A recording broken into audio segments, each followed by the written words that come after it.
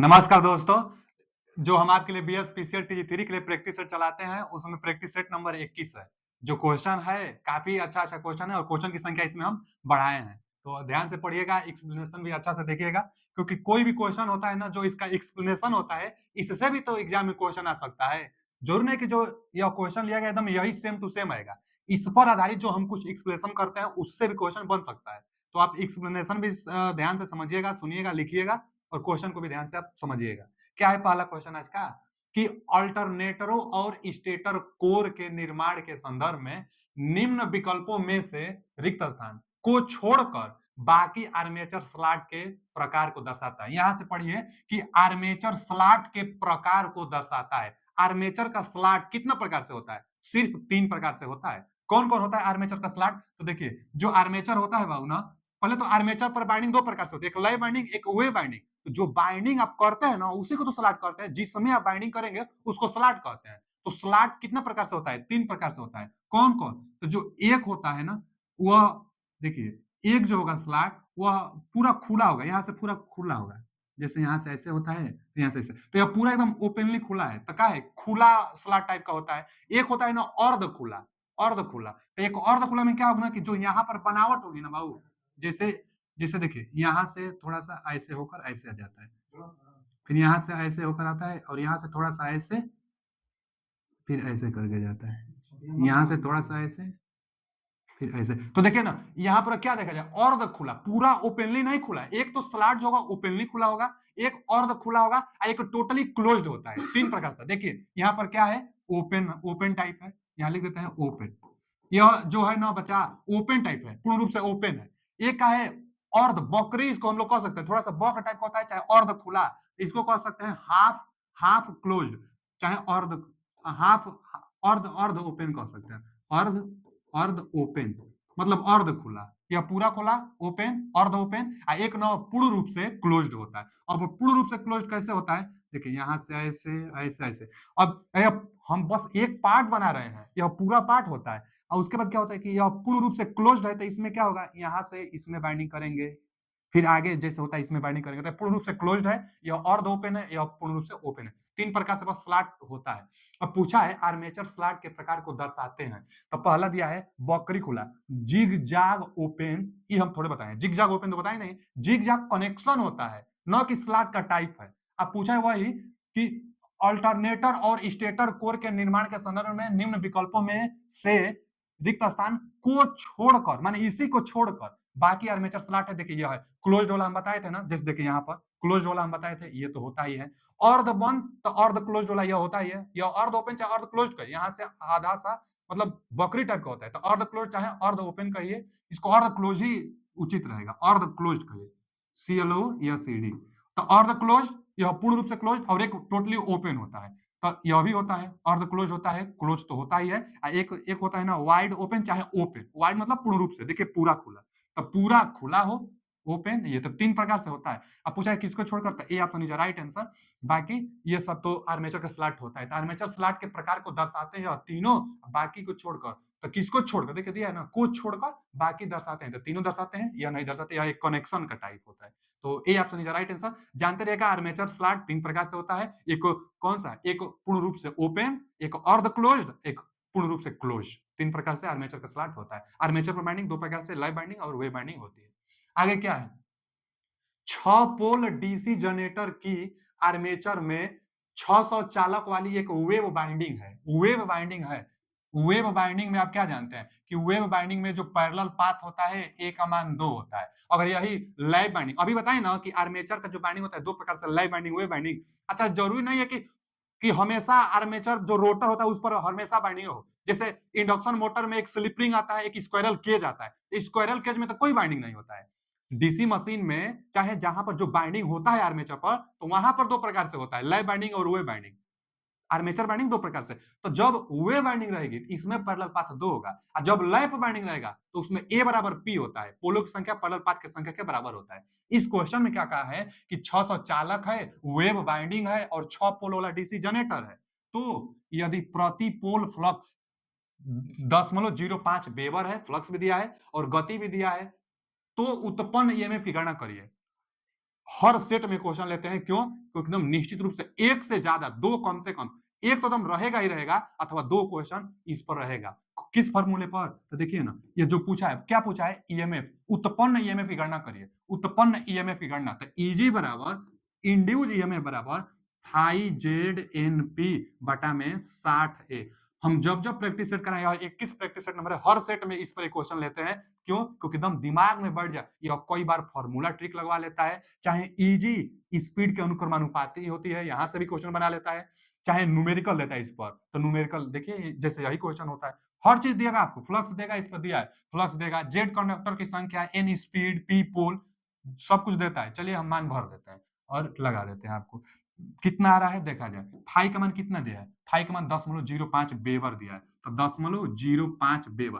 कई बार ना मिली वेबर देता है, तो 10 के पावर -3 का गुणा करना होता है। अच्छा, जेड, जेड क्या होता है? टोटल कंडक्टर की संख्या है, क्या दिया है? 600 चालकों वाले, तो टोटल चालक 600 है। अच्छा जी, ये भी ठीक है। आगे एन टोटल स्पीड दिया है 250 आरपीएम, 250 आरपीएम। अब पी पोलो की संख्या दिया है 6 पोल, तो 6 पोल यहाँ पर आप रख दीजिए। अब बटा में 60, और ए पैरेलल पाथों की संख्या, तो वेव बाइंडिंग में बताया ना अभी कि 2 होता है, लैप होता है तो ए बराबर पी होता है, तो यहाँ वेव बाइंडिंग है, तो यहाँ पर 2 रख दीजिए। अब लगाइए इसको। देखिए क्या किया जाए ना, कि यह जो 6 पोल है, तो 6 से यहाँ पर जो यह 6 है, 6 से इसको कटा दीजिए, 10 बचा ना। एक जीरो से जो 10 बचा, एक जीरो से इस जीरो को भी कटा दीजिए। ठीक। अब देखिए 2 से ना इसको कटा दीजिए, 2 3 6, 300। अब 2 यह जीरो है तो 2 हटा देगा ना यहाँ पर, तो क्या बचा? 5 बचा। 0.2 अंक पर आगे जाएगा ना, 2 जीरो है तो 5 है, यहाँ क्या बचा? 3 बच गया। आगे नीचे तो कुछ नहीं है, और आगे क्या है? 25 है। अब देखिए ना, यहाँ अगर करेंगे ना, तो 25 तिया 75 गुणे 5 भी है, चाहे यहाँ से 5 तिहाई 15, 15 गुणे 25। अब लगाइए, क्या 15 पचे 75 का 5 हाथ में लगा 7, 15 दूना के 30 और 7 37, तो कितना आया है? 375 वोल्ट टोटल आया है। 375, देखिए यहाँ पर B option is right answer, 375 volt.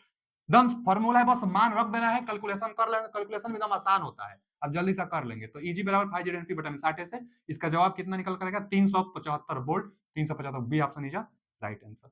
चलिए आगे चलते हैं। अगला क्वेश्चन क्या है कि निम्न में से कौन सा एक प्रकार का मोटर है, कौन सा एक प्रकार का मोटर है जिसमें एक स्टेटर बाइंडिंग होती है, एक रोटर होता है, स्टेटर बाइंडिंग भी होता है और रोटर भी होता है, और जिसका वाउंड डीसी आर्मेचर जैसा भी होता है, जो वाउंड होगा वो डीसी आर्मेचर जैसा होना चाहिए, और कम्यूटेटर और ब्रूस का सेट होता है। कम्यूटेटर भी होता है, ब्रूस भी होता है। आगे, जो कि शॉर्ट सर्किट होता है, जो कम्यूटेटर और ब्रूस होता है, शॉर्ट सर्किट होता है, तो एक ही मोटर है, रिपल्सन मोटर। रिपल्सन मोटर में क्या होता है?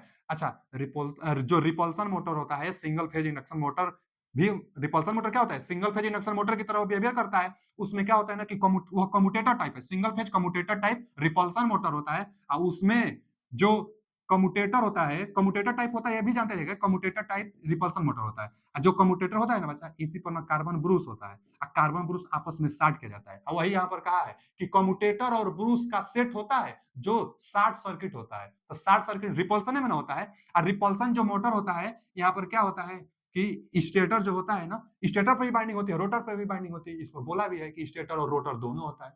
देखिए ना, जिसमें स्टेटर बाइंडिंग और रोटर होता है, तो स्टेटर बाइंडिंग और रोटर कम्यूटेटर टाइप होता है। इसकी अगर डायरेक्शन चेंज करना है, रिपल्सन मोटर में डायरेक्शन चेंज करना है, तो जो यह एक्सिस होता है ना, कार्बन ब्रूस का जो एक्सिस होता है, इसकी डायरेक्शन को चेंज करके इसकी रोटेशन की दिशा को हम लोग चेंज कर लेते हैं। यहाँ पर जो कार्बन ब्रूस है, अगर इधर करेंगे तो अब यहाँ पर टार्क अगर कैसे अब लगाता है, इसको इधर करेंगे, टार्क नीचे में लगेगा तो इस तरह, अगर इसको इधर कर देंगे तो टार्क अगर इधर लगेगा तो फिर इस तरह, तो क्लॉकवाइज एंटी क्लॉकवाइज इसकी डायरेक्शन चेंज करने के लिए कार्बन जो ब्रूस है, इसकी एक्सेस की दिशा को चेंज करके करते हैं। अब मैक्सिमम टार्क 45 अंश के एंगल पर भी इससे हम लोग को मिल जाता है, रिपल्सन मोटर।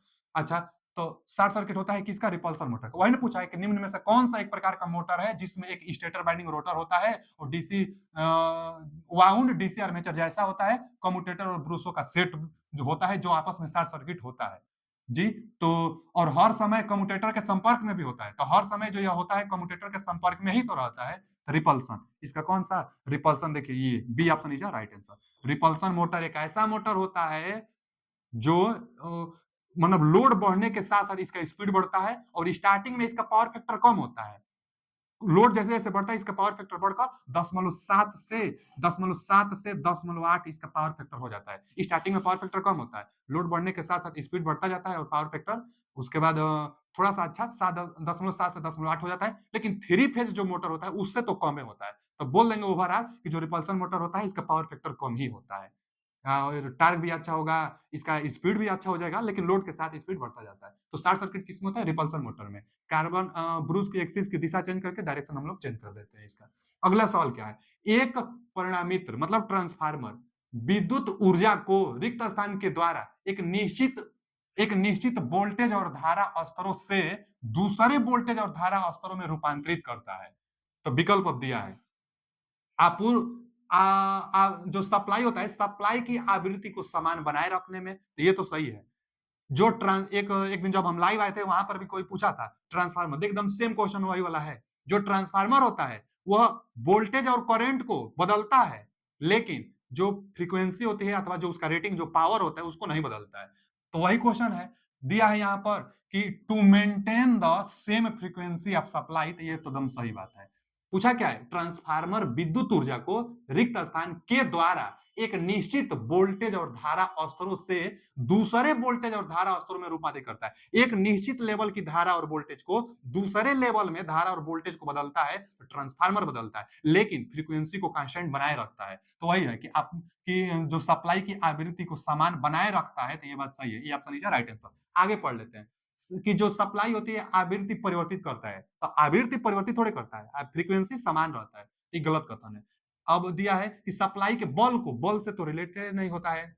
ट्रांसफार्मर एक इलेक्ट्रोस्टैटिक मशीन होता है, उसमें कोई रोटेशन पार्ट नहीं होता है, तो फोर्स की तो बातें नहीं आएगा। फिर सप्लाई के तापमान से भी इस पर कोई ट्रांसफार्मर तापमान से कहा रिलेशन करता है? यह तो पावर को, वोल्टेज को, फ्रीक्वेंसी को, करंट को, इलेक्ट्रिकल मशीन होता है ना। इलेक्ट्रिकल मशीन पावर और फ्रीक्वेंसी नहीं बदलता है, धारा और वोल्टेज को रूपांतरित करता है ट्रांसफार्मर, तो फ्रीक्वेंसी समान बनाए रखता है। A option is right answer. अगला क्वेश्चन क्या है? एक तुल्यकालिक मोटर मतलब सिंक्रोनस मोटर के लिए मोटर द्वारा विकसित रिक्त स्थान लोड एंगल या कपलिंग एंगल पर निर्भर करता है। अरे टार्क लोड एंगल पर, देखिए ना, लोड एंगल पर क्या निर्भर करेगा? टार्क करेगा। सिंक्रोनस मोटर का जो टार्क होता है उसके लिए जो फॉर्मूला होता है 3/ओमेगा V T E F excitation बटा में जेड एस, चाहे जेड कहिए, और उसके बाद साइन डेल होता है, यही तो है लोड एंगल। तो लोड एंगल पर डिपेंड करता है टार्क। सिंक्रोनस मोटर का जो टार्क होगा लोड एंगल पर निर्भर करता है। कपलिंग एंगल कहिए चाहे लोड एंगल कहिए। अब पढ़िए ना, एक सिंक्रोनस मोटर के लिए मोटर द्वारा विकसित टार्क लोड एंगल अथवा कपलिंग पर निर्भर करता है। सही है, टार्क होना चाहिए। अब देखिए ए ही ऑप्शन में टार्क दे दिया, तो A option is right answer. जो टार्क होगा लोड एंगल पर निर्भर करेगा, फॉर्मूला से भी आप देख सकते हैं साइन डेल। कई बार पूछता है कि जो टार्क होता है लोड एंगल के को ज्या के अनुक्रमानुपाती होता है कि जाया के, तो जाया, साइन को हिंदी में जाया कहते हैं। तो लोड एंगल के जाया के अनुक्रमानुपाती टार्क होता है। मैक्सिमम टार्क 90 डिग्री पर मिलता है। जो इसका कर्व बनता है आप देखे होंगे, कर्व ऐसे बनता है यहाँ पर 90 अंश पर, जब डेल का मान 90, लोड एंगल 90 अंश आता है, तो जो टार्क बनता है टार्क मैक्सिमम बन जाता है। तो torque A option is right answer. अगला क्वेश्चन क्या है बच्चा कि एक डीसी शंट जनरेटर में 100 ओम का शंट फील्ड बाइंडिंग प्रतिरोध है। देखिए ना, पहले तो शंट फील्ड बाइंडिंग प्रतिरोध दिया है 100 ओम का, डीसी शंट जनरेटर है, तो बना लिया जाए, जो जो कहता है ना उसको उसको हम लोग लिखते जाएंगे। का डीसी शंट जनरेटर बना लीजिए। डीसी शंट जनरेटर कैसे बनता है? एक तो फील्ड वाइंडिंग होता है, शंट मतलब पैरेलल होता है, आर्मेचर के साथ पैरेलल में यह फील्ड वाइंडिंग होगा। अच्छा, जनरेटर है तो इधर का इधर लोड मिलेगा, जनरेटर है तो यहाँ पर लोड रहेगा। अब देखिए शंट का फील्ड वाइंडिंग दिया है कि 100 ओम है, तो यही ना शंट है। शंट का फील्ड वाइंडिंग जो प्रतिरोध दे रहा है, यह बोल रहा है कि 100 ओम है, 100 ओम हम लिख दिए। ठीक है जी, आगे का है कि 250 वोल्ट के वोल्टेज पर 5 किलोवाट के लोड को आपूर्ति कर रहा है। लोड को, जनरेटर है तो लोड को आपूर्ति कितना कर रहा है बच्चा? लोड को तो 5 किलोवाट, 5 किलोवाट, और वोल्टेज कितना दे रहा है? तो 250 वोल्ट, 250 वोल्ट, 250 वोल्ट दे रहा है, 5 किलोवाट लोड को आपूर्ति कर रहा है, और शंट का प्रतिरोध 100 ओम था। आगे आगे का है कि यदि आर्मेचर प्रतिरोध 10.22 ओम है, आर्मेचर का प्रतिरोध हम कहते हैं ना कि 1 ओम मैक्सिमम होता है, 1 ओम से कम होता है, तो जो आर्मेचर होता है ना आर्मेचर का प्रतिरोध दिया है 0.22 ओम, 0.22 ओम। यही ना ईजी होता है, इंड्यूज ईएमएफ आता है यहाँ पर, ईजी इंड्यूज ईएमएफ, तो इसका भी कुछ ना कुछ प्रतिरोध होता है आर्मेचर का, वही दिया है 0.22। अच्छा जी, ब्रूस वोल्टेज को नगण्य मानते हुए, जहां से सप्लाई यहां से दी जाती है तो यहाँ पर कार्बन ब्रूस होता है, दोनों तरफ कार्बन ब्रूस, एक कार्बन ब्रूस लगभग में 1 वोल्ट का वोल्टेज ड्रॉप कराता है, यानी दोनों लेकर 2 वोल्ट कराएगा। लेकिन सवाल में कह दिया है कि जो वोल्टेज ड्रॉप होता है ब्रूस द्वारा, उसको आप नगण्य मान लीजिए, तो यहां से जो कार्बन ब्रूस जो वोल्टेज ड्रॉप कराएगा 2 वोल्ट का, उसको नगण्य माने, उसको नहीं मानना है। अब आगे नगण्य मानते हुए उत्पन्न मतलब प्रेरित विद्युत वाहक बल की गणना करिए, यही ईजी का मान आपको बताना है। यह शंट जनरेटर है तो कितना वोल्टेज इंड्यूज कर रहा है, यही इंड्यूज ईएमएफ का मान बताइए। लोड पर भले 250 वोल्ट और 5 किलोवाट सप्लाई जा रहा है, लेकिन कितना उत्पन्न हुआ है इसको आपको बताना है। तो देखिए ना, शंट जनरेटर जब हम पढ़ाए थे थ्योरी, थ्योरी अभी तक आप नहीं पढ़े हैं तो कम से कम 2 से 3 बार थ्योरी जरूर आप पढ़िए। टेलीग्राम में भी लिंक हम डलवा दे रहे हैं, वहां से थ्योरी सब लोग आप एक बार पढ़ लीजिए, एक बार से ज्यादा पढ़िए। थ्योरी पढ़ेंगे तो एकदम आप समझ जाएंगे कि हाँ ईजी के लिए क्या फॉर्मूला होता है। अब देखिए ना, जो ईजी होता है इंड्यूस ईएमएफ होता है, जो शंट जनरेटर है तो जितना वोल्टेज उत्पन्न करेगा वहां तो पहुंचेगा, यानी सप्लाई वोल्टेज भी प्लस कुछ ना कुछ रेजिस्टेंस के कारण यह ड्रॉप करा रहा है ना, तो वो तो आईए और आर ए, आर्मेचर के कारण कुछ ड्रॉप हो जा रहा है आईए आर ए, तो जो ड्रॉप हो रहा है वह प्लस जितना सप्लाई वहां पर जा रहा है, यह दोनों मिलाकर इंड्यूस ईएमएफ के बराबर होता है, तो ईजी बराबर वी प्लस आईए आर ए। अच्छा जी, अब देखिए भी तो दिया है 250 वोल्ट, इजी हम लोगों से पूछा है, भी का मान दिया है कि 250 वोल्ट, असली चाहिए आईए और आर ए, तो आर ए भी दिया है, आर्मेचर आर्मेचर रेजिस्टेंस 10.22, आईए आपको चाहिए, आईए मतलब यहां से जो धारा जाता है इसी को तो हम लोग आईए कहते हैं, और शंट में जो यहां से उत्पन्न होगी, जो शंट में धारा जाती है उसको आईएसएच कहते हैं, शंट में धारा, यहाँ जो धारा जाता है उसको हम लोग लोड करंट कहते हैं, यहाँ जो जाता है उसको हम लोग लोड करंट कहते हैं। अच्छा जी, तो हमको चाहिए आईए, अच्छा लोड करंट भी हमको पता करना है और आईएसएच भी पता करना है, और दोनों को जोड़ देंगे तो यही आईए होगा। क्यों?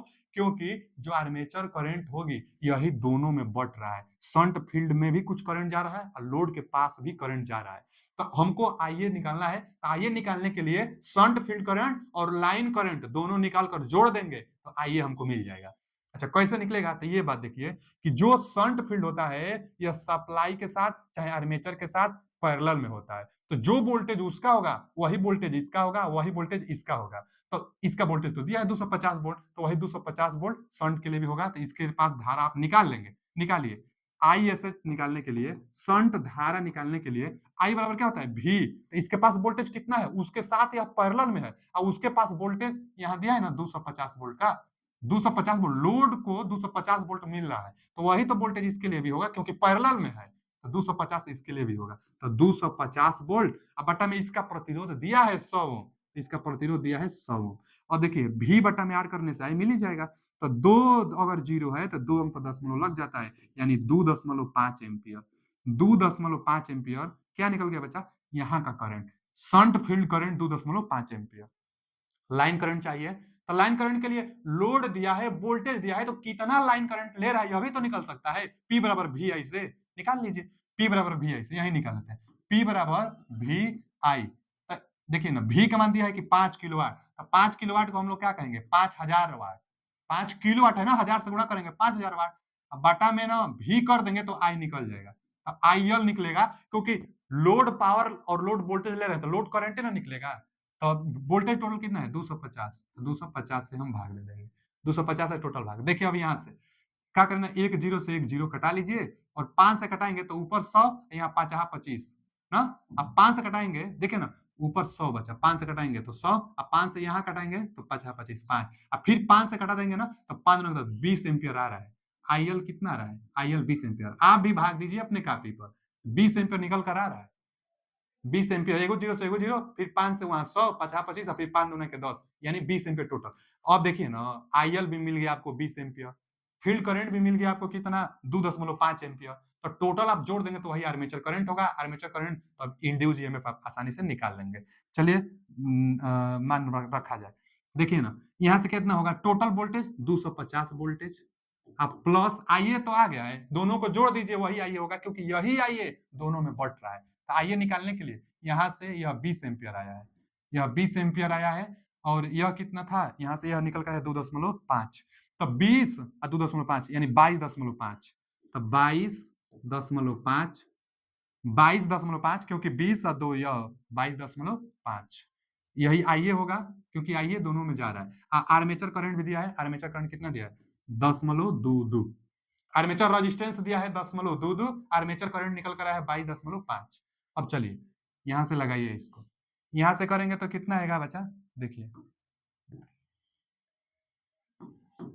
इसको आगे हल करेंगे तो यहां से 250 प्लस, अच्छा इसको हम लोग ना गुणा कर देंगे, 22.5 है, 22.5 है, तो यहां से अगर करेंगे हम लोग कहीं बाहर कर लेते हैं, 22.5 में करना है 22 से, तो हम लोग दशमलव बाद में लगा लेंगे, पहले बस 22 से कर लेंगे, चाहे चलिए एक के दान गुणा करिए, 22 5 कितना होता है, 22 5 कितना होता है बच्चा, 110 होता है, 22 5 110, तो 110 का जीरो हाथ में लगा 11 ना, 22 5 110 का जीरो हाथ में लगा 11, 110 में जीरो लिख दिए 11। अब देखिए 22 दूना के 44 और 11, 22 दूना के 44, ये हाथ में जो 11 था, यानी कितना हो गया 55, तो 55 का 5 हाथ में लगा, फिर 5, फिर 22 दूना के 44 अब 5 लगा था ना, तो 44 और 5 49। अच्छा दशमलव कितना अंक पर, 2 और 1, ये 3 अंक पर दशमलव, 1 2 3 अंक पर दशमलव, यानी 4.95, और यहाँ 250 वोल्ट पहले से था, अब इसको जोड़ देंगे तो 4.95 के एकदम करीब है, 4.95 के करीब है, तो 5 और 250 यहाँ है, तो 255 वोल्टेज इसका जवाब होना चाहिए। देखिए B option is right answer, 255 voltage होगा। देखिए हर एग्जाम में एक दो क्वेश्चन आ जाएगा ना जिसमें थोड़ा सा कैलकुलेशन रहेगा, तो आप समझ लेंगे, एकदम बना लेंगे, पिक्चर से आप समझ लेंगे तो क्वेश्चन बना लेंगे। इसमें अगर करंट चाहिए, शंट फील्ड करंट चाहिए, तो जो लोड का वोल्टेज होगा वही इसके लिए काम होगा वोल्टेज, तब उसके वोल्टेज में इसके रेजिस्टेंस भाग देंगे तो इसका करंट आ जाएगा, तो वही यहाँ पर हम निकाले थे, शंट करंट इतना निकाले थे। अब लाइन करंट पावर दिया था, वोल्टेज दिया था, तो कितना करंट ले रहा है अभी निकाल दिए, दोनों को जोड़ देंगे तो आर्मेचर करंट मिलेगा, और वही आर्मेचर करंट यहाँ पर हम रख दिया, आर्मेचर रेजिस्टेंस दिया था और टोटल वोल्टेज भी दिया था, तो टोटल इंड्यूस्ड ईएमएफ आ गया। एक थोड़ा एकदम अच्छा लेवल का न्यूमेरिकल है, इससे हार्ड न्यूमेरिकल नहीं आ सकता है, लेकिन अगर जो बंदा समझ जाएगा, ऐसा अगर आएगा क्वेश्चन तो जरूर आप बना लेंगे। थ्योरी भी देख लीजिए, क्वेश्चन को आप ध्यान से समझ लीजिएगा, बना लेंगे, कुछ भारी नहीं है question. B option is right answer. Shunt generator था ना। अगला क्वेश्चन क्या है आगे, पूरी पूरी वितरण प्रणाली में उद्योग और घरों के अनुप्रयोगों के लिए वोल्टेज को रिक्त स्थान का उपयोग करके उपयुक्त वोल्टेज में रूपांतरित किया जाता है। फिर से पढ़िए, क्या दिया है, वितरण प्रणाली, पूरी जो डिस्ट्रीब्यूशन प्रणाली होती है उसके बारे में पूछा है कि डिस्ट्रीब्यूशन प्रणाली में, वितरण प्रणाली में उद्योग और घरों के अनुप्रयोगों के लिए वोल्टेज को रिक्त स्थान का उपयोग करके प्रयुक्त वोल्टेज को रूपांतरित किया जाता है। विकल्प पढ़िए, स्टेप डाउन ट्रांसफार्मर का प्रयोग करके आप घरों में बिजली अनुप्रयोग के रूप में प्रयोग करेंगे, कि प्लेनर ट्रांसफार्मर, कि स्थिर वोल्टेज ट्रांसफार्मर, कि स्टेप अप ट्रांसफार्मर। तो देखिए स्टेप अप वोल्टेज को बढ़ाएगा, जबकि जो घरों में सप्लाई दी जाती है वहां से वोल्टेज को घटा करना, देखिए सेकेंडरी डिस्ट्रीब्यूशन से सप्लाई दी जाती है। जो पावर डायग्राम होता है यहाँ पर जनरेशन स्टेशन होता है, जनरेशन स्टेशन से क्या होता है कि जो स्टेप अप ट्रांसफार्मर होता है, अब प्राइमरी ट्रांसमिशन होता है, प्राइमरी ट्रांसमिशन के बाद सेकेंडरी ट्रांसमिशन होता है, यहाँ बिजली नहीं बांटी जाती है, सेकेंडरी ट्रांसमिशन के बाद अब यहां से ना प्राइमरी डिस्ट्रीब्यूशन होता है और यहां से बिजली बांटी जाती है। तो जो प्राइमरी डिस्ट्रीब्यूशन होता है यह 11 केवी का होता है अथवा 33 केवी का होता है, यहां से फिर बांटी जाती है ना, यह सेकेंडरी डिस्ट्रीब्यूटर कहलाता है और यहां से घरों में बांटा जाता है। तो हमेशा बस एक ही जगह वोल्टेज को बढ़ाया गया था, यहां से 11 केवी में वोल्टेज जनरेशन पर उत्पन्न किया जाता है, 11 केवी को बढ़ा करके 765 केवी में भेजा जाता है और उसके बाद हमेशा वोल्टेज को घटाया जाता है। तो स्टेप डाउन ट्रांसफार्मर हर जगह लगेगा, यहां से तो डिस्ट्रीब्यूटर किया जाता है घरों में, यहां भी वोल्टेज को घटाया गया, 11 केवी इसके पास आया था 132 और 66 केवी आया था, लेकिन यहाँ 11 केवी हुआ। ये कितना का होता है 400, अगर आप डबल फेज अथवा ट्रिपल फेज में अगर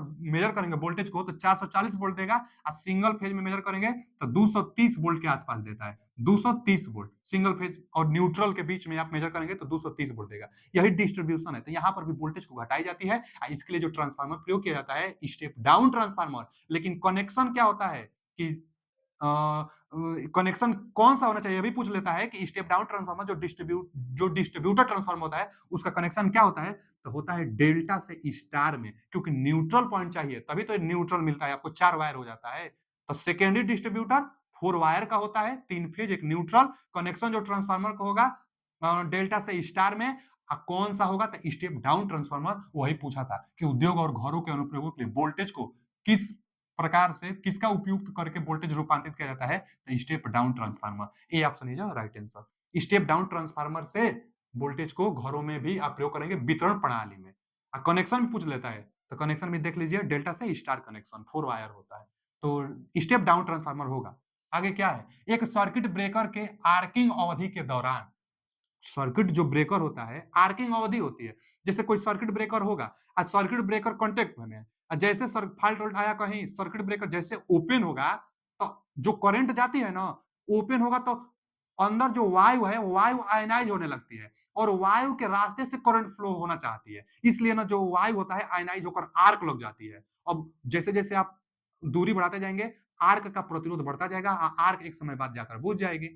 स्टार्टिंग में जैसे हटेगा एकदम आर्क लग जाती है, और जैसे जैसे आप दूरी बढ़ाते जाते हैं, रेजिस्टेंस बढ़ता जाता है आर्क का, आर्क एक समय पर जाकर बुझ जाता है। तो वही पूछा है कि सर्किट ब्रेकर में आर्किंग अवधि, आर्किंग टाइम के दौरान संपर्कों के बीच प्रवाहित होने वाली धारा रिक्त स्थान पर निर्भर करता है, तो आर्क रेजिस्टेंस पर निर्भर करता है। रेजिस्टेंस ज्यादा कर देंगे तो आर्क अपने आप बुझ जाएगी, तो आर्किंग टाइम भी समाप्त हो जाएगा। आर्किंग टाइम वह टाइम कहलाता है जब तक आर्क बनी रहती है सर्किट ब्रेकर में, तो जब तक आर्क बनी रहती है वही आर्किंग टाइम कहलाती है, और आर्क रेजिस्टेंस जैसे ज्यादा हो जाएगा आर्क बुझ जाएगा। हाँ, और एक बात जानिए कि जो जो सर्किट ब्रेकर होता है ना, वह अपने आप मतलब ऑपरेट होती है, मैनुअली भी हो सकता है, लेकिन ऑटोमेटिक भी होता है सर्किट ब्रेकर। और जो सर्किट ब्रेकर होता है नो लोड पर नहीं, फुल लोड पर, मतलब ऑन लोड पर ऑपरेट किया जाता है। आइसोलेटर एक होता है, आइसोलेटर नो लोड पर, जबकि सर्किट ब्रेकर ऑन लोड पर, जब लोड होता है तब काम करता है, सप्लाई होता है तब काम करता है। तो सर्किट सर्किट ब्रेकर की बात किया था, तो यह नो लोड नहीं, ऑन लोड, ऑन लोड पर ऑपरेट होता है, और आर्क रेजिस्टेंस पर इसका आर्किंग टाइम निर्भर करता है। A option is right answer. Arc resistance पर निर्भर करता है। आर्क रेजिस्टेंस बढ़ाने के लिए लेंथनिंग की जाती है, दूरी बढ़ाई जाती है, तो आर्क रेजिस्टेंस इसका बढ़ जाता है। अगला क्वेश्चन क्या है कि रिले की सुग्राहिता, सुग्राहिता मतलब जो सेंसिटिविटी होता है ना, वही सुग्राहिता, इसके संचालन के लिए आवश्यक रिले के क्वाइल के रिक्त स्थान इनपुट का एक फंक्शन होता है। अब देखिए ना, पहले तो जो रिले होता है, रिले की सुग्राहिता, चाहे रिले है तो उसमें आप क्या क्या गुण देखेंगे? आप यही देखेंगे ना कि शीघ्रता से वह ऑपरेट हो जाए, सस्ता भी मिले, मतलब इकोनॉमिक हो, मितव्ययी का मतलब क्या होता है कि सस्ता मिले, बहुत ज्यादा भारी बजट में ना मिले, और जो उसका रिस्पॉन्सिबिलिटी होता है, चाहे जो जो काम करने के लिए। अच्छा, जो रिले होता है ना, रिले का रेटिंग भी इसमें पूछा है, विकल्प अगर देखा जाए तो किलोवाट किसका मतलब होता है? पावर का होता है। किलो ओम किसका होता है? रेजिस्टेंस का। किलो लगा दिया है बड़ा मात्रा करने के लिए। वाट किसका होता है बचा? तो जो वाट होता है पावर का, ओम होता है रेजिस्टेंस का, किलो वोल्ट, तो वोल्ट जो होता है वह वोल्टेज का। एक ही आप समझ गया। वैसे भी वोल्ट एम्पियर रिले का जो रेटिंग दिया जाता है वोल्ट एम्पियर में ही दिया जाता है। तो भी है, यानी वोल्ट एम्पियर में रिले की रेटिंग, वही सुग्राहिता पूछा था। रिले की रेटिंग किसमें देंगे आप? पढ़ लीजिए कि the sensitivity of a relay is a function of the volt ampere, volt ampere में input to the relay coil required it's the operating. तो बचा हो, वोल्ट एम्पियर में रिले की रेटिंग दी जाती है, और रिले को सेलेक्ट करने के लिए हम लोग ध्यान देंगे कि वह सस्ता हो, चयनशीलता हो, मतलब आसानी से वह सेलेक्ट उसको किया जा सके, पूरा ज्यादा महंगा भी ना हो रिले।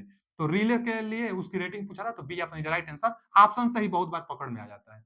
आगे क्या दिया है कि 250 वोल्ट 10 किलोवाट पृथक रूप से उत्तेजित जनरेटर में पूर्ण लोड पर प्रेरित विद्युत वाहक बल 255 वोल्ट है। यदि आर्मेचर ब्रूस ड्रॉप प्रति ब्रूस 2 वोल्ट है, प्रति ब्रूस का यहाँ पर वोल्टेज ड्रॉप 2 वोल्ट दिया है, 2 वोल्ट है, तो जनरेटर की लोड धारा की गणना करें। फिर एक जो क्वेश्चन बताए थे वैसा ही क्वेश्चन है, लोड धारा के यहाँ पर मान पूछा है, लेकिन यहाँ देखा जाए ना तो क्या दिया है ना कि पृथक, मतलब एक तो होता है सेल्फ एक्साइटेड, एक अलग से सेपरेटली एक्साइटेड, तो वही पूछा है कि पृथक रूप से उत्तेजित जनरेटर।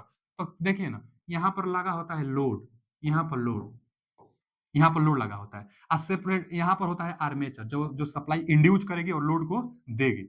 अब इसके जो एक तो फील्ड वाइंडिंग था, तो फील्ड वाइंडिंग बनाए थे सेल्फ स्टार्टेड करने के लिए, यहाँ पर सेपरेटली एक्साइटेड है, तो सेपरेटली एक्साइटेड में क्या किया जाता है ना बच्चा, कि एक अलग से फील्ड बाइंडिंग बना दी जाती है, एक अलग से फील्ड बाइंडिंग बनाई जाती है, इसको अलग से हम लोग सप्लाई देते हैं। इसको ना थोड़ा सा वो छोटा कर लेते हैं हम, ताकि आपको समझ में आए।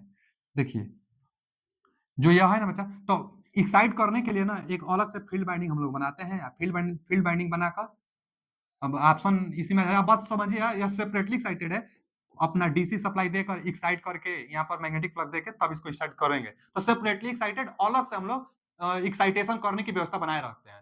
अब पूछा क्या है, लोड करंट बताइए। आईएल का मान आपसे पूछा है, लोड करंट पूछा है। अच्छा क्या क्या दिया है, 250 वोल्ट 10 किलोवाट। तो लोडे को ना, किलोवाट मतलब लोड जो कितना वाटेज ले रहा है, तो 10 किलोवाट और 250 वोल्ट, तो 250 वोल्ट ले रहा है और 10 किलो वाट ले रहा है। अच्छा 250 वोल्ट 10 किलोवाट पृथक रूप से उत्तेजित जनरेटर में पूर्ण लोड पर प्रेरित विद्युत वाहक बल 255 वोल्ट है। हाँ जी, यहाँ पर जो इंड्यूज ईएमएफ हो रहा था, इसका मान भी दिया है कितना, 255 वोल्ट।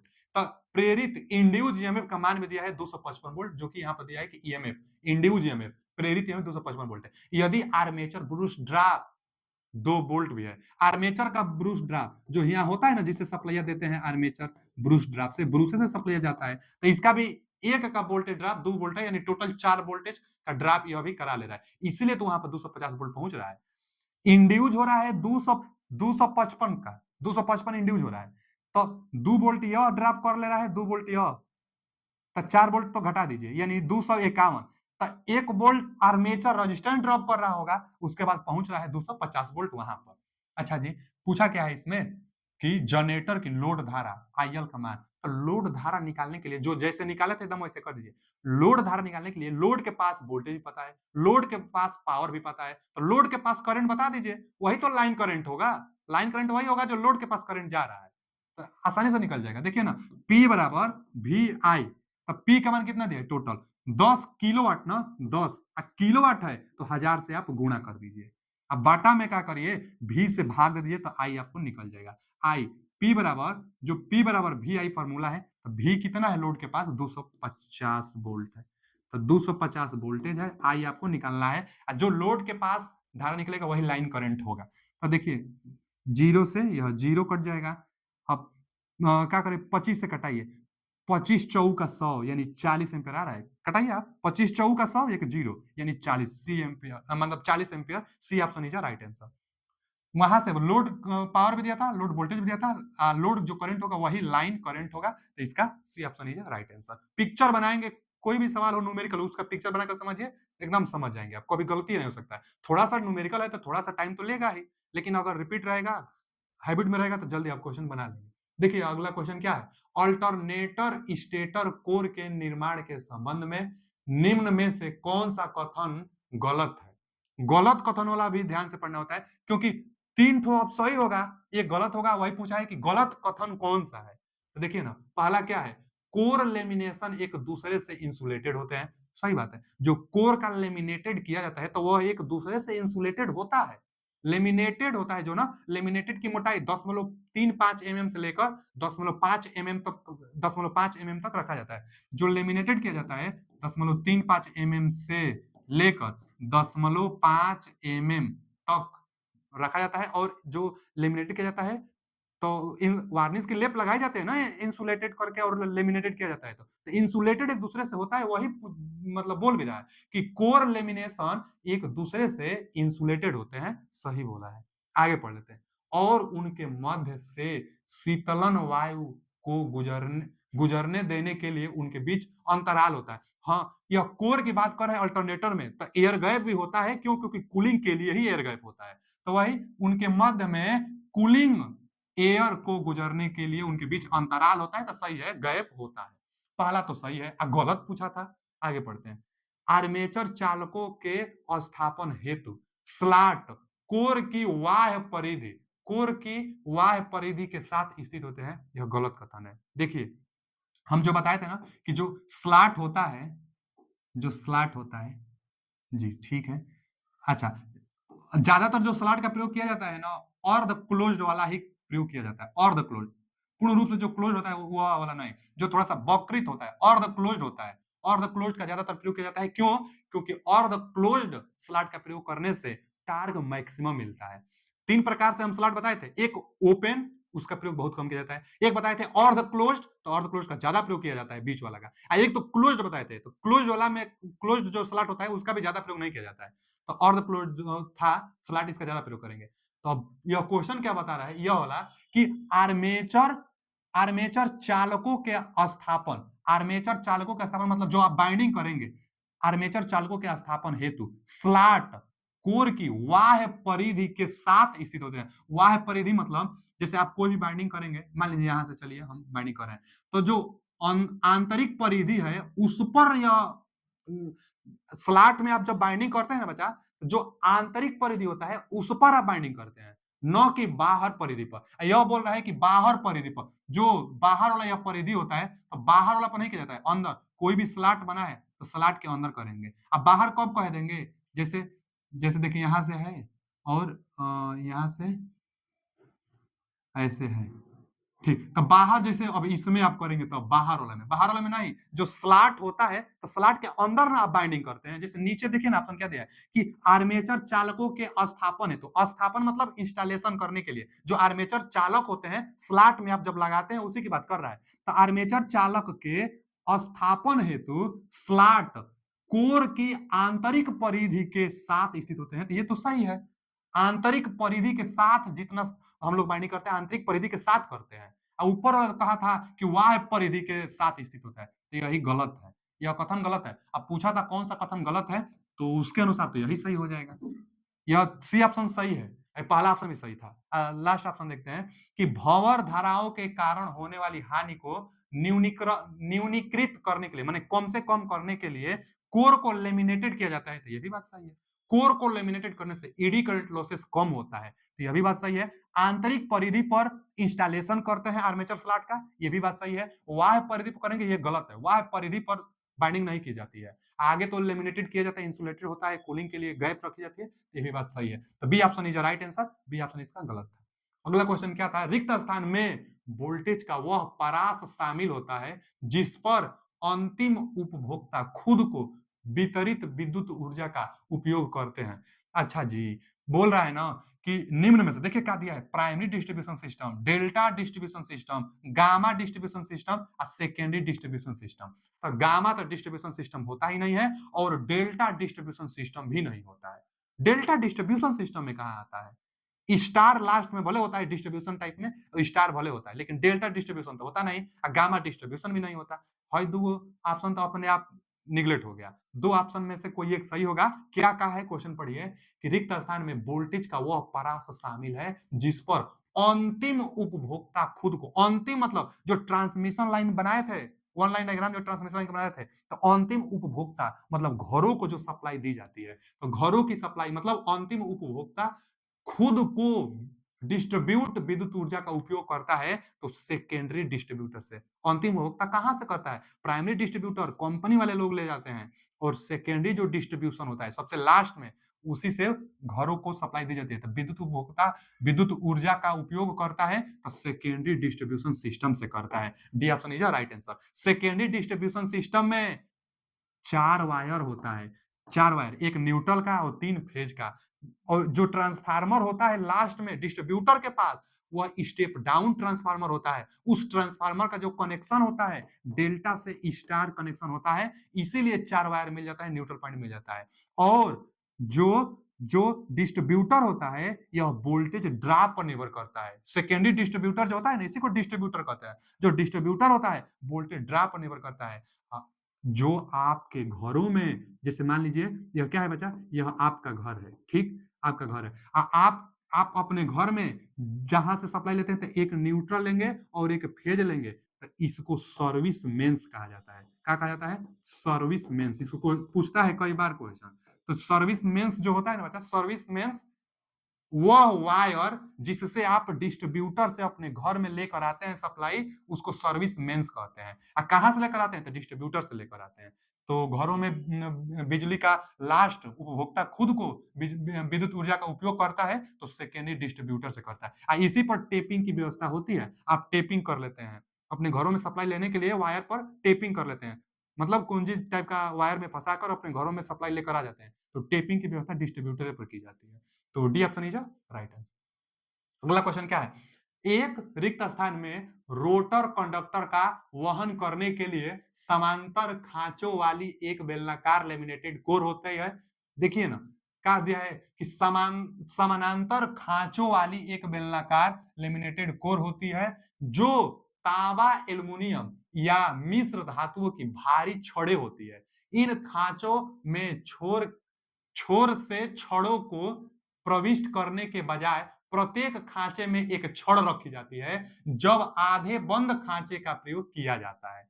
देखिए ना, आप पढ़े होंगे स्क्वायरल केज इंडक्शन मोटर आप पढ़े थे, तो रोटर हम दो टाइप से बताए थे। स्क्वायरल केज मतलब एक बताए थे और एक स्लिप रिंग बताए थे। Induction motor, three phase induction motor जब हम पढ़ा रहे थे तो हम बताए थे कि जो रोटर होता है, रोटर का बनावट दो प्रकार से किया जाता है। एक स्क्वायरल केज, एक स्क्वायरल केज, ठीक, एक स्क्वायरल केज।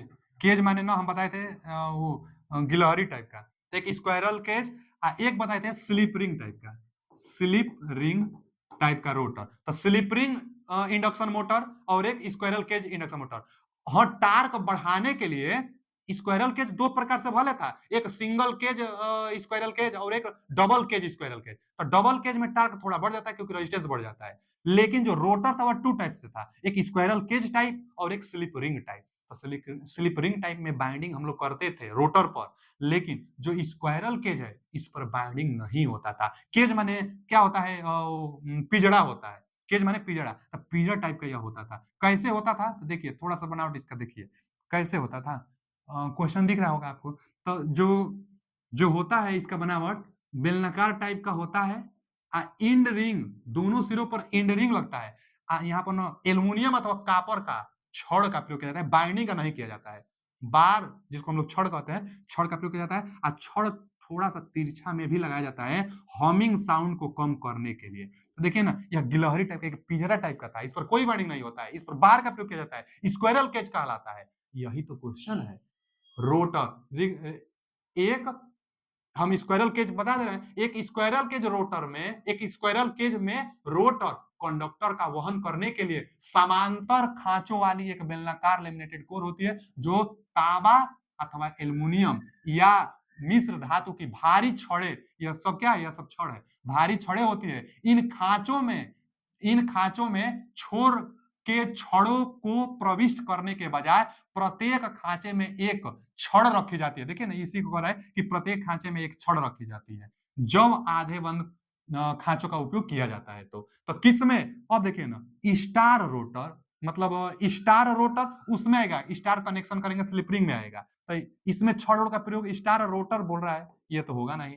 आगे स्क्वायरल केज रोटर, ये सही है। स्क्वायरल केज रोटर में छड़ का प्रयोग किया जाता है, यही तो पूछ रहा था। स्क्वायरल केज रोटर, इसका टार्क थोड़ा कम होता है, इसलिए मशीन में भी इसका प्रयोग किया जाता है। और उसका प्रयोग क्रेन में, हाईएस्ट में इसका प्रयोग करेंगे क्योंकि वहां पर स्टार्टिंग टार्क अच्छा होता है, अलग से रेजिस्टेंस जोड़ने की व्यवस्था होती है। 3 स्लिप रिंग का प्रयोग किया जाता है, इसीलिए स्लिप रिंग इंडक्शन मोटर कहते हैं। वहां पर टार्क हम लोग बढ़ाते हैं रेजिस्टेंस को जोड़ करके, इसमें रेजिस्टेंस जोड़ने की व्यवस्था नहीं होती है, टार्क इसका कम होता है। अच्छा जी, स्क्वायरल केज में बार का प्रयोग किया जाता है, जो क्वेश्चन पूछ रहा था। आगे डेल्टा रोटर, डेल्टा रोटर होगा, स्टार और डेल्टा रोटर थोड़े होगा, स्लिप रिंग रोटर तो होगा नहीं, हम पहले ही बता दिए। तो स्क्वायरल केज इसका सही ऑप्शन है, B option is right answer. अगला क्वेश्चन क्या है कि सुरक्षात्मक रिले, रिले एक प्रोटेक्टिव डिवाइस होता है, सेंसिंग डिवाइस भी बोल सकते हैं रिले को। क्या पूछ रहा है कि रिले द्वारा अपने कार्यों को संतोषजनक ढंग से करने के लिए उसमें निम्न में से रिक्त स्थान को छोड़कर शेष सभी गुण होना चाहिए, जो अभी हम चर्चा कर रहे थे। एक बार इसी सेट में स्टार्टिंग में क्वेश्चन आया था रिले से, हम रिले को बताए थे रिले कैसा होना चाहिए। तो रिलायबिलिटी होना चाहिए, विश्वसनीय रिले होना चाहिए। भाई विश्वास किया जा सके ऐसा रिले होना चाहिए, तो ये तो सही है, रिले ऐसा होना चाहिए। सुग्राहिता, सेंसिटिविटी होना चाहिए रिले की, सुग्राहिता भी रिले का होना चाहिए। कौन नहीं है पूछा है ना, को छोड़कर शेष गुण होते हैं, तो किसको छोड़कर माने कौन नहीं है, यही पूछा है। आगे किफायती, तो किफायती भी होना चाहिए, हम बताए थे रिले के बारे में, सस्ता रिले होना चाहिए, तो ये भी सही है। अब है दिया है जटिलता, तो यही नहीं होना चाहिए, तो जटिलता को छोड़कर शेष गुणधर्म आवश्यक होना चाहिए। अच्छा, सेलेक्टिविटी भी एक ऑप्शन में देता है, तो सेलेक्टिविटी भी होना चाहिए, माने शीघ्रता से काम भी करना चाहिए, तो शीघ्रता से सेलेक्टिविटी भी होना चाहिए। लेकिन इसका ऑप्शन ए राइट आंसर होगा, क्योंकि यहां पर पूछा था आपसे कि किसको छोड़कर, माने कौन नहीं है, रिले का गुण कौन नहीं है, तो ये जटिलता नहीं होना चाहिए रिले, तो A option is right answer. बाकी यह तीनों का तीनों सही है। तो किसको छोड़कर बेटा, जटिलता को छोड़कर शेष गुणधर्म होने चाहिए, तो उसके बाद शेष तीनों सही है। अगला क्वेश्चन क्या है, निम्न में से कौन सा एक प्रकार का मोटर है जिसमें आवश्यक फेज स्प्लिटिंग प्रेरण द्वारा निर्मित किया जाता है और उसमें स्टेटर पर क्षेत्र कुंडली ध्रुव और एक स्क्वायरल केज प्रकार का रोटर होता है। पहले तो स्क्वायरल केज रोटर होना चाहिए, मतलब जिस पर बाइंडिंग नहीं करते हैं, स्क्वायरल केज रोटर होना चाहिए। और क्या पूछा है, स्प्लिटिंग इंडक्शन मोटर, स्प्लिटिंग मतलब ना विभक्त किया जाता है उसको। तो क्या पूछा है कि निम्न में से कौन सा एक प्रकार का मोटर है, यहां पर ऑप्शन दिया है एफएचपी मोटर, मतलब फ्रैक्शनल हार्स पावर मोटर। अब fractional horse power motor, repulsion motor, shaded pole induction phase, मतलब shaded pole single phase induction motor की स्टेपर मोटर। अच्छा, चार मोटर था, कौन सा मोटर है जिसमें आवश्यक फेज स्प्लिटिंग इंडक्शन द्वारा निर्मित किया जाता है और उसमें स्टेटर पर क्षेत्र कुंडली मतलब फील्ड क्वाइल ध्रुव और एक स्क्वायरल केज रोटर होता है।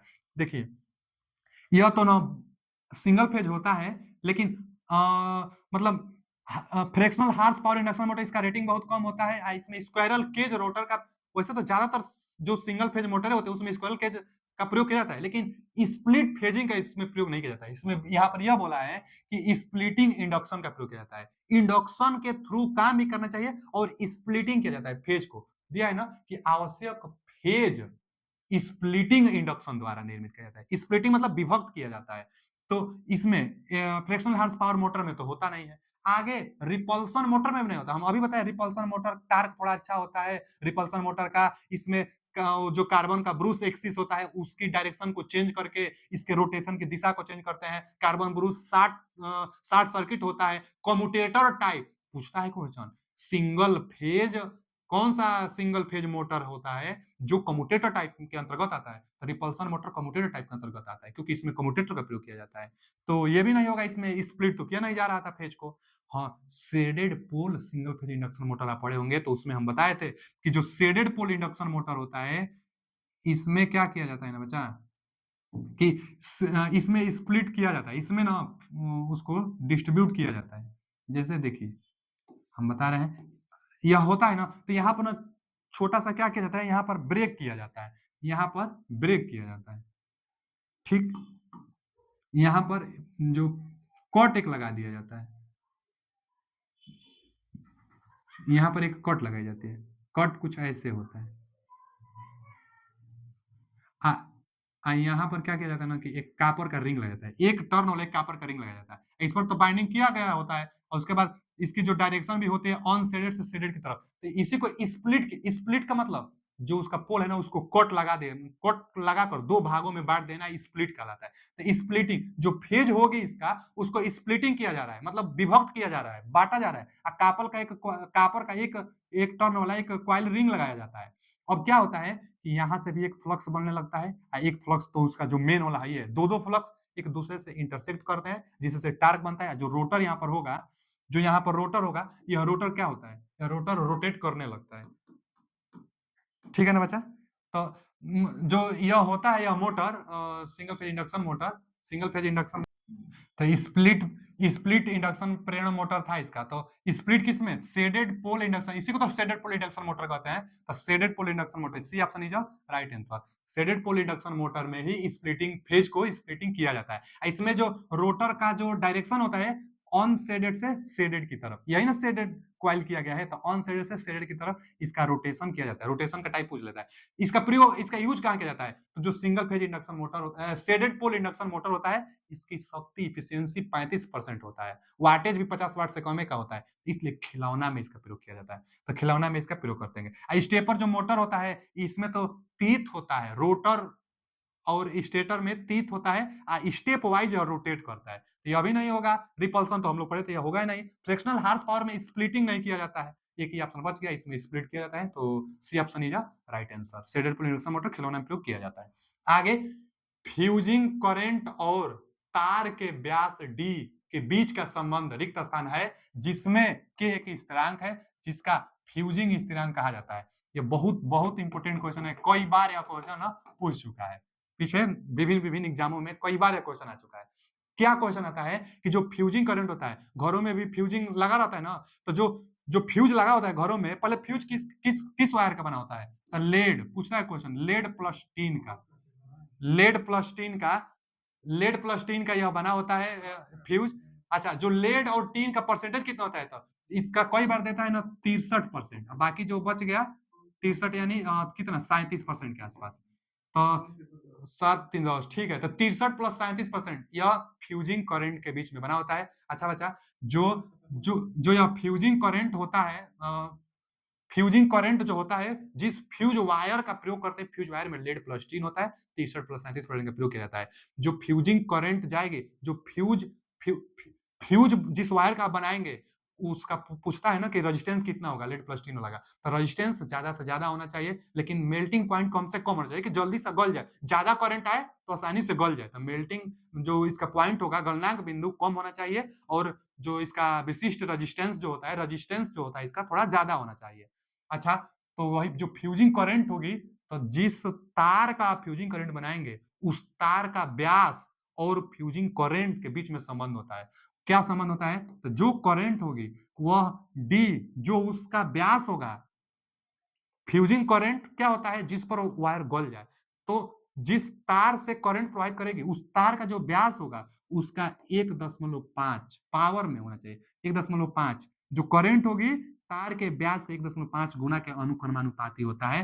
कई बार 1.5 को 3/2 देता है। खोज लेंगे आई डी के, तो यहाँ बाटा 3/2 तो है, लेकिन बाटा में है, ये होगा नहीं। यहाँ 1/2 है, वहां 2/3 है।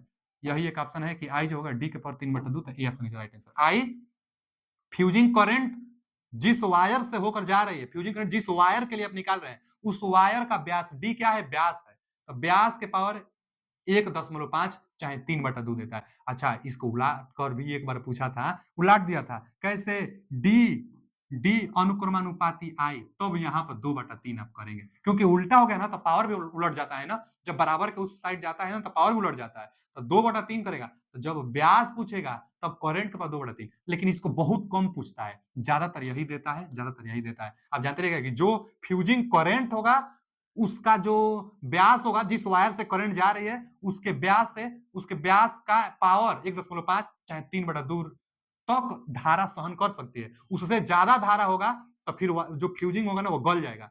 जो फ्यूज लगा है, फ्यूज का जो वायर है वो फ्यूज का वायर गल जाएगा, फ्यूज का वायर गल जाएगा। अगर जैसे आप एग्जांपल समझ लीजिए, मान लीजिए कि 4 mm का व्यास है, तो कितना उसका फ्यूजिंग करंट होगा? तो यहाँ पर आप 4 रखेंगे, 3/2 है ना यहाँ पर, तो 4 है तो 4 को आप 2 का पावर 2, 2 से 2 कट जाएगा, यानी 2 का पावर 3 बचेगा, यानी 8। तो 8 एम्पियर का धारा सहन कर सकता है। आई का मान कितना निकल कर आ गया? 4 mm के लिए अगर 4 mm व्यास का वायर लगाए हैं तो उसमें 8 एम्पियर तक करंट आसानी से फ्लो हो जाएगी। 8 एम्पियर से ज्यादा हुआ तो वह फ्यूज गल जाएगा। तो फ्यूज गलने के लिए रेटिंग होता है आई के पावर डी का पावर 3/2। बहुत इंपॉर्टेंट है यह, तो ये ऑप्शन लीजिए राइट आंसर। अगला क्वेश्चन क्या है बच्चा कि अधिकांश रिले निम्न किस दो मुख्य सिद्धांतों पर काम करता है? रिले हमेशा इंडक्शन और मैग्नेटिक सिद्धांत पर काम करता है। पढ़ा जाए तो पहला ऑप्शन दिया है रिले किस सिद्धांत पर काम करेगा ना, पहला ऑप्शन दिया है इलेक्ट्रोमैग्नेटिक अट्रैक्शन पर, एकदम सही बात है। अट्रैक्शन टाइप रिले होता है और इंडक्शन टाइप रिले होता है। तो इलेक्ट्रोमैग्नेटिक अट्रैक्शन और इलेक्ट्रोमैग्नेटिक इंडक्शन पहला ही सही है, लेकिन आगे भी पढ़ लेते हैं। आगे क्या दिया है बच्चा कि इलेक्ट्रोमैग्नेटिक एक्साइटेशन, एक्साइटेशन तो नहीं होगा। आगे इलेक्ट्रोमैग्नेटिक अट्रैक्शन और इलेक्ट्रोमैग्नेटिक ट्रांसमिशन, तो ट्रांसमिशन टाइप कहाँ रिले होता है? रिले दो प्रकार से होता है, एक अट्रैक्शन टाइप रिले चाहे रिपल्सन, जो रिपल्सन अट्रैक्शन तो वही एक वो वाला, और एक induction type.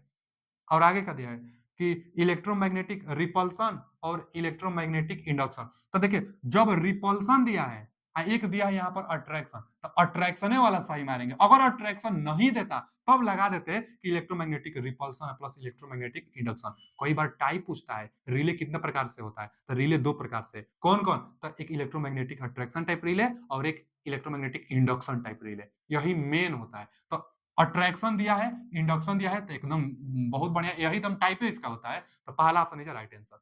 Attraction type, induction type, relay दो प्रकार से होता है। दो प्रकार से होता है तो यही ना इसका सिद्धांत हुआ। सिद्धांत इलेक्ट्रोमैग्नेटिक इंडक्शन, इलेक्ट्रोमैग्नेटिक अट्रैक्शन। ये ऑप्शन इज राइट आंसर। अगला क्वेश्चन क्या है, इंडक्शन मोटर के संदर्भ में, इंडक्शन मोटर के संदर्भ में एक दूसरे से बहुत इंपोर्टेंट अभी क्वेश्चन है, बहुत इंपोर्टेंट क्वेश्चन है। क्या दिया है कि एक दूसरे से 90 degree space degree, distance degree बोल रहा है कि 90 अंश स्पेस डिग्री पर स्थापित दो समान बाइंडिंग वाला टू पोल स्टेटर और phase two phase two phase को संदर्भित करता है। एकदम यह एकदम सेम लाइन कई बार यह क्वेश्चन आता है। देखिए पकड़ा कैसे जाता है इसको, तो यहां आप देखेंगे कि समान बाइंडिंग वाला टू पोल स्टेटर, तो जब दो समान बाइंडिंग अगर आप करेंगे तो उनके बीच में जो स्पेस डिग्री रहेगा 90 अंश, तो वह कैसा बिहेवियर करेगा, तो टू फेज का मतलब मान दर्शाएगा। जैसे आप पढ़े होंगे ना उसमें जो सिंगल फेज इंडक्शन मोटर जब पढ़ाया जा रहा था तो थ्योरी में वहां पर हम बताए थे कि दो प्रकार से बाइंडिंग को ब्रेक कर लिया जाता है, स्प्लिट कर लिया जाता है। एक एक एक, एक वो रनिंग बाइंडिंग होता है और एक जो होता है बाइंडिंग एक जरूरी बाइंडिंग चाहे स्टार्टिंग बाइंडिंग। दोनों एक दूसरे से डिस्टेंस में कितना डिग्री का एंगल बनाते हैं, तो 90 डिग्री। तो हम नहीं बताए थे यह दोनों का दोनों दो फेज की तरह बिहेवियर दर्शाएंगे, और दो फेज की तरह बिहेवियर दर्शाएंगे तो दोनों का फ्लक्स एक दूसरे को इंटरसेक्ट करेगा तो टार्क बनेगा, और जो रोटर होता था रोटर रोटेट करने लगेगा। तो वही तो है, जब आप कभी भी एकदम एकदम दिमाग में बैठा लीजिए कि जब दो बाइंडिंग एक दूसरे से 90 डिग्री पर, अच्छा दो समान बाइंडिंग एक दूसरे से 90 डिग्री पर आप विस्थापित करेंगे, स्प्लिट करेंगे, तो वह दोनों दो फेज की तरह बिहेवियर दर्शाएगी। अब देखिए टू फेज आपूर्ति तो यही सही है, A option is right answer. Two phase हम भर भी दिए हैं कि इंडक्शन मोटर में एक दूसरे से 90 डिग्री पर स्थापित दो समान बाइंडिंग टू पोल स्टेटर वाला है, तो दो फेज की तरह संदर्भित करेंगे। तो इसका पहला ही ऑप्शन सही है, दो फेज की तरह संदर्भित करेंगे। दो बाइंडिंग है 90 डिग्री पर है, तो दो फेज की तरह वह एक दूसरे को संदर्भित करेंगे। अगला क्वेश्चन क्या है कि एक समकालिक मोटर को इंग्लिश में सिंक्रोनस मोटर, ठीक है, एक सिंक्रोनस मोटर के संदर्भ में निम्न में से कौन सा कथन गलत है। सिंक्रोनस मोटर के संबंध में गलत पूछा है। सिंक्रोनस मोटर हम लोग जानते हैं, सिंक्रोनस मोटर ओवर एक्साइटेड में पावर फैक्टर सुधारता है। अच्छा, सिंक्रोनस मोटर कांस्टेंट स्पीड से चलता है, सिंक्रोनस मोटर सेल्फ स्टार्टेड नहीं होता है। देखा जाए गलत पूछा है। पहला क्या है, यह शक्ति गुणकों की एक विस्तरित श्रृंखला के तहत संचालित होने में सक्षम है, एकदम सही बात है। सिंक्रोनस मोटर देखिए ना, इसके लिए भी व्हीकल बनाया जाता है। जो सिंक्रोनस मोटर होता है, जो जो सिंक्रोनस मोटर होता है, सिंक्रोनस मोटर का भी कर्व क्या होता है, एक तो आर्मेचर करंट और एक जो होता है फील्ड करंट।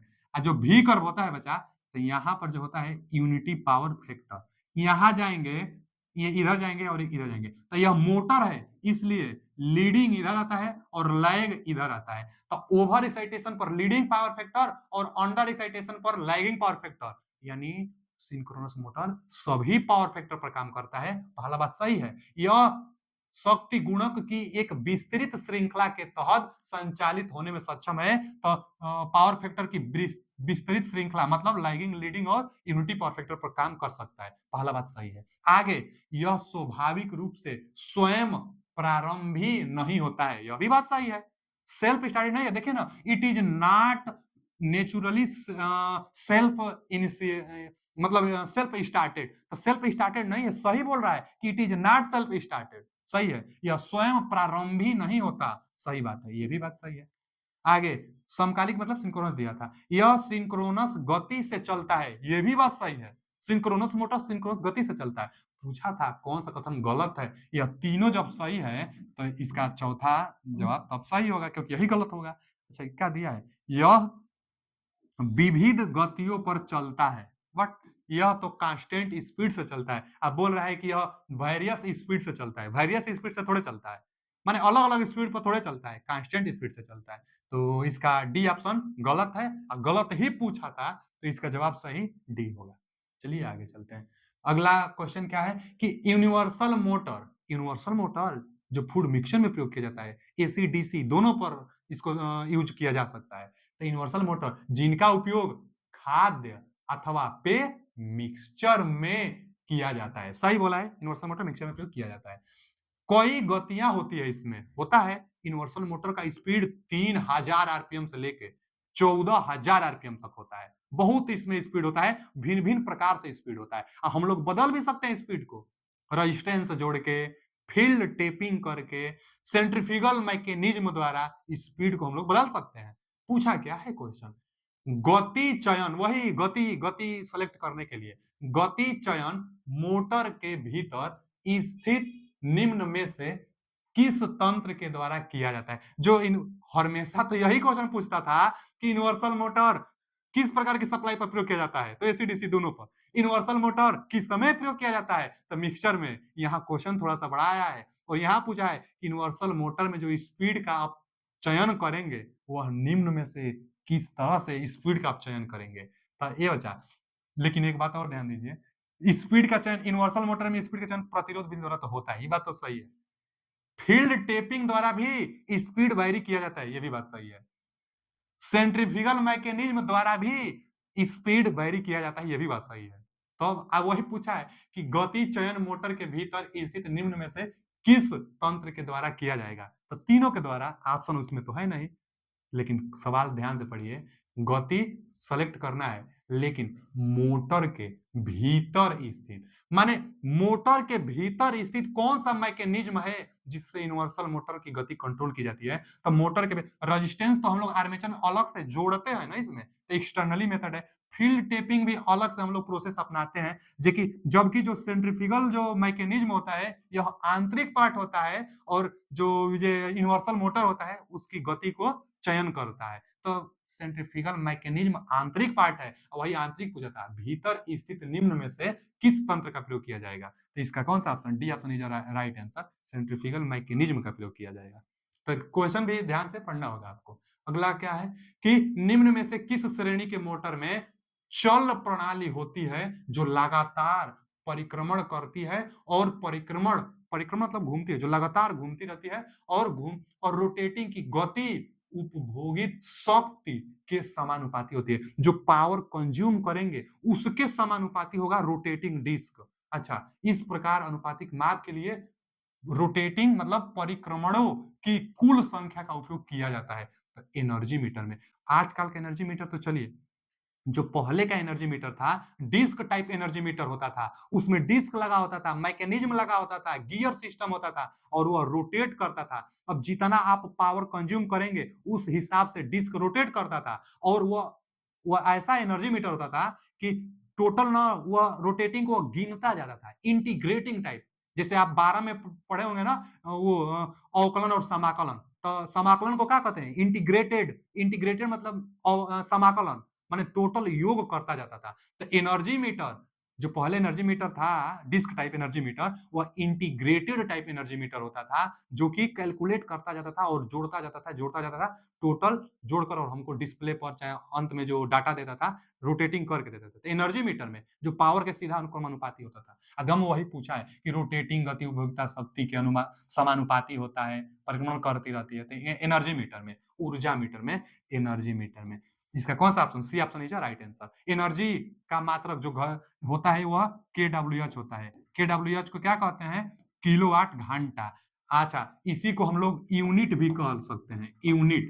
हिंदी में भी कई बार यूनिट लिख देता है, तो यूनिट मतलब इकाई, तो यूनिट अथवा केडब्ल्यूएच ऊर्जा मापी, मतलब विद्युत ऊर्जा का बड़ा मात्रक होता है, विद्युत ऊर्जा का। और एक यूनिट में चाहे एक केडब्ल्यूएच में 3.6 जूल होता है, यह ऊर्जा का मात्रक होता है। घरों का जो मात्रक होता है इसी में मेजर किया जाता है। तो energy meter, C option is right answer. Energy meter integrating type का इंस्ट्रूमेंट है, यह भी कई बार पूछ लेता है। तो integrating type instrument energy meter होता है।